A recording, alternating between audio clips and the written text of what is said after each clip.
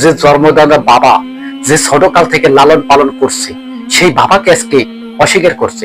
আচ্ছা, মেসি কবে বাংলাদেশে আসলো? আর কবে এই মেসি আর মার সাথে ঘুমাইয়া তারপরে ওরে পয়দা করে দিয়ে গেল? না হয় মেসিকে কেন বাবা বললো? মেসি আর আব্বা, মেসি আর বাবা, কি বলেন? কি বুঝাবেন? আজকে দুনিয়াটা কোথায় চলে গেছে?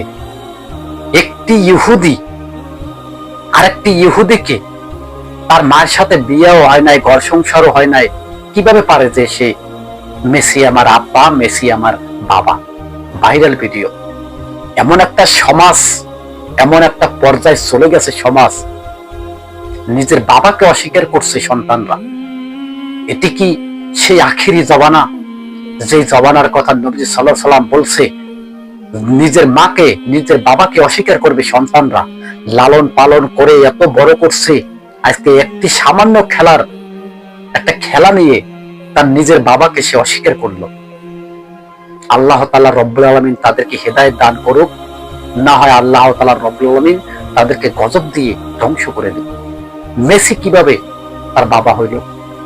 এরকমের অসংখ্য অসংখ্য খেলোয়াড়ের সাপোর্টাররা কেহই মেসিকে বিয়ে করতে চায়, নিজের স্বামী থাকাকালীন তারপরে বলে মেসিকে পাইলে আমি একটা চুম্মা দেব, মেসিকে আমি ভালোবাসি, মেসিকে চুম্মা দেবে, মেসির সাথে ওইটাও করবে।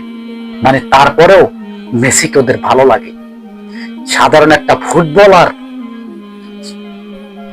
মানুষ ফুটবল খেলেও নাই, ফুটবল ধরতেও পারে নাই, মেসিকে নিজের চোখে দেখতেও পারে নাই, শুধু ভিডিওর মাধ্যমে দেখছে আর মেসিকে আব্বা স্বীকার করছে, মেসিকে তার পার্টনার স্বীকার করছে।